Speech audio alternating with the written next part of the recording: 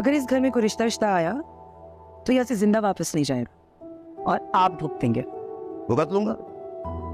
मैं शादी करने वाली हूँ। सैफ शादीशुदा है। न वो इस शादी को मानता है न मैं। नहीं मानता है तो खत्म कर।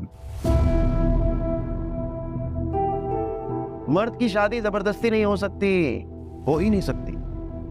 उसके दिल में हाँ होती है तो वो हाँ करता है निकाह वाले दिन, वरना दुनिया की कोई ताकत उसे मजबूर नहीं कर सकती इस काम पर।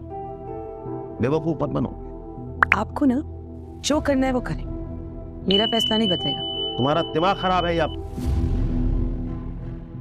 मैं जानता हूं तुम सब ये मेरी जिद में करो।